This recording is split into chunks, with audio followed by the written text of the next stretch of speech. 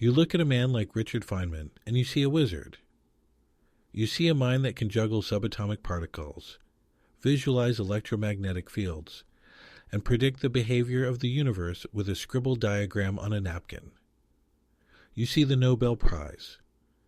You see the charisma. You see the genius. And you tell yourself a story.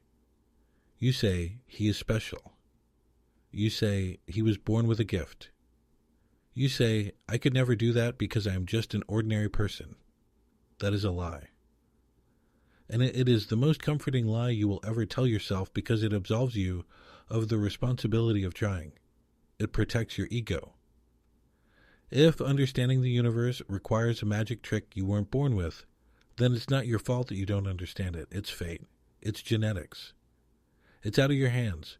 But Feynman himself looked into the camera and told you the truth, and you didn't believe him.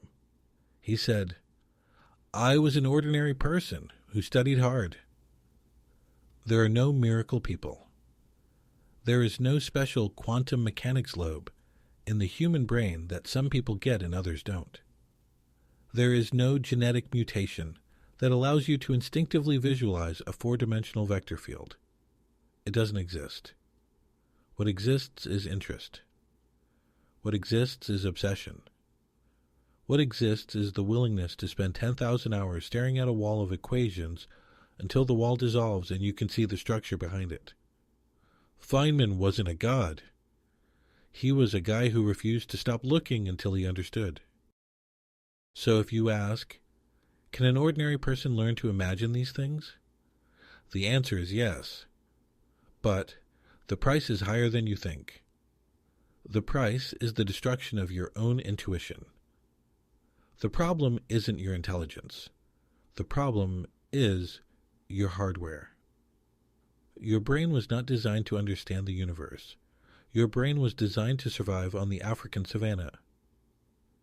It evolved to calculate the trajectory of a thrown rock. It evolved to distinguish a lion from a bush. It evolved to understand hot, cold, hard, soft, up, down. It evolved to handle the middle world, the scale of things that can kill you or be eaten by you. Our neural networks are optimized for friction, for gravity, for solid objects that cannot pass through each other. But when you dive into the atom, you are leaving the middle world. You are entering a realm where the rules of survival simply do not apply.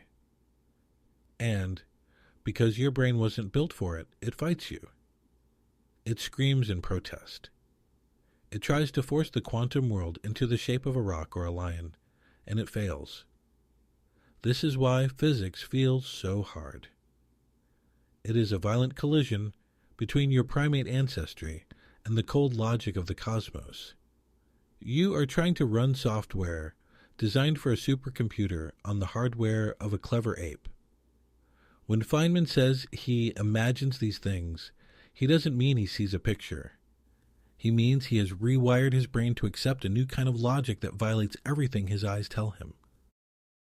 Feynman realized that the difficulty in understanding reality isn't because reality is complicated, it's because reality is alien. The behavior of things on a small scale is so marvelously, wonderfully different from anything on a large scale that we have no mental bucket to put it in. You want to picture an electron, your brain demands an image. It craves a metaphor. Is it a ball? No. If it were a ball, it would have a surface. It would have a defined edge. It would be in a specific location. Experiments show it has none of those things. It is a point with no dimension, yet it has mass. How can something with zero size have weight? Your brain rejects this. It feels like a paradox. But it isn't a paradox. It's just a reality your brain wasn't built to process. Okay, so is it a wave, like water rippling in a pond? No, because waves spread out and fade away. If you shoot a wave at a screen, it hits everywhere at once, softly. But an electron hits a detector with a single hard click. It arrives like a bullet, even though it traveled like a ripple. Your brain rejects this. It says, things must be either solid or liquid, either a rock or a wave. But the universe says, I am neither. I am something else. Okay, so is it a cloud? Feynman talks about a fog around the nucleus, but a fog is made of billions of tiny droplets. You can cut a fog in half. You cannot cut an electron in half. It is a single, indivisible entity that somehow occupies a volume of space without being spread out. Every analogy breaks. Every picture is a lie. And this is the tragedy of the human condition in physics. We are desperate for a clear, sharp picture, but the universe refuses to be pictured. We are trying to paint the wind using only the colors of the earth. We want to see the car driving down the road. We want to see the headlights, the tires, the dust kicking up. But we are like a computer that only has the GPS coordinates. We can calculate exactly when the car will arrive at destination A. We can predict exactly how much gas it will use to get to destination B. We have the formula, we have the arithmetic, but we cannot picture the car. We have the data, but we are blind to the object itself. We are trapped in a room of numbers, describing a world we can never visit. We know what happens, but we cannot visualize how it happens in a way that satisfies our monkey brains. This leads to a terrifying realization about what understanding actually means. When you say, I understand how a car works, you visualize pistons, gears, wheels turning. It matches your everyday experience of pushing and pulling. But when a physicist says, I understand the electron, they mean something completely different. They mean, I have a mathematical expression. They mean, I can run the algorithm. They have abandoned the need for a picture because the picture is impossible. The image has to be mathematical. There is a strange, abstract machinery that operates behind the curtain of reality, and we have figured out the instruction manual, but we have never seen the machine. We are operators of a black box. We put numbers in, we get numbers out, and the numbers match nature perfectly. But what is happening inside the box? What is the electron doing when we aren't looking? The math doesn't say. The math just gives you the result. To become a scientist is to make peace with this blindness. It is to accept that you will never see the quantum world the way you see a sunset. You will only see the shadow it casts on your equations. But it gets even stranger. Because we are stuck inside our own heads, we assume that everyone thinks the same way. Feynman suspected that if we could actually plug into each other's brains, we would be horrified by how different the internal machinery is. When I say, electric field, what do you see? Maybe I see a grid of blue lines stretching to infinity, vibrating like guitar strings. Maybe you see a swirling mist of red dots. Maybe another person sees nothing at all, just the Greek letter psi, and a feeling of tension in their stomach. We are all simulating the universe on different operating systems. We are translating the raw code of nature into our own private internal user interfaces. This is why teaching is so hard. This is why you can stare at a concept for hours and not get it, and then someone changes one word, shifts the framework slightly, and suddenly it clicks. It's not that the concept changed. It's that the translation finally matched your internal code.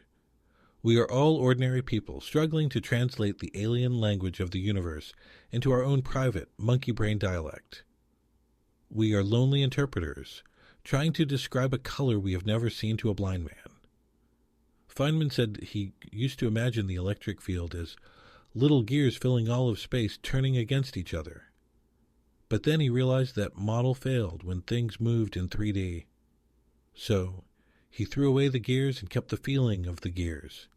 He kept the abstract sense of the math. He built a new intuition out of raw logic. So, how do we survive? How do we navigate a universe we can't picture? We cheat. We build a library of useful lies, Feynman admitted it. He said, "It's not 100% true that we can't picture it.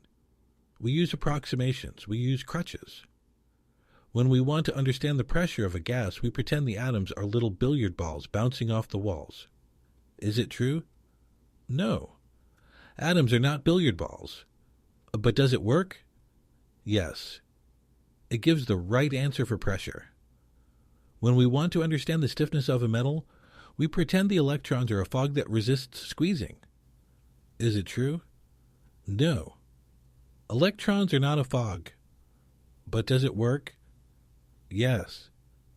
It gives the right answer for stiffness. We switch masks. We treat reality like a toolkit. We don't ask, what is the electron? We ask, which lie works best for this specific problem? This is the pragmatic genius of science. We don't need the ultimate truth to build a transistor or an MRI machine. We just need a model that doesn't break within the specific constraints of the task. We are map makers who use different maps for the mountains and the sea, knowing full well that the real world is neither paper nor ink. We are comfortable with the cognitive dissonance because the dissonance is where the utility lives. But there is a hope for the future of the human mind. Think about gravity. When you drop a cup, you don't think about Newton's laws. You don't calculate vectors. You don't solve differential equations. You just know it will fall. It is second nature. It is intuitive because you have lived in a gravitational field since the moment you were born. Your brain wired itself around that reality. You don't have to try to understand falling. You are understanding it. It is baked into your biology. Feynman asked the ultimate question: can we do that for quantum mechanics? Can we train a new generation of humans to feel the quantum world as intuitively as we feel gravity? If you take a child and immerse them in the logic of probability, amplitudes from the moment they can speak. If you teach them about superposition before you teach them about baseball. If you force their brain to wire itself around the logic of fields and wave functions, will they evolve? Will they stop asking, is it a wave or a particle, and simply accept it as it is what it is? Will the nightmare of the atom become their second nature? Will they develop a quantum intuition that we can't even imagine? Right now, we struggle. We stumble over the math. We fight our own intuition. We are the transition generation. We are the first ordinary people to look under the hood of the universe, and we are terrified by the engine we found there. We are the bridge between the ape who threw rocks and the God who builds worlds. But there is no miracle talent required to look. Just the courage to keep staring when the picture doesn't make sense. Just the willingness to accept that the universe is smarter than you, and that the only way to understand it is to shut up, do the math, and let go the need for comfort. You can imagine these things, you can understand these things, but you have to stop trying to be a genius and start being a worker. Because the only difference between the wizard and the ordinary person is that the wizard learned the spell, one painful line at a time. The wizard accepted that the magic is not in the blood. The magic is in the work. And if you are willing to do the work, the universe will eventually, reluctantly, show you its face. So, are you an ordinary person? Good. That means you are exactly the right person to solve the puzzle. Get to work.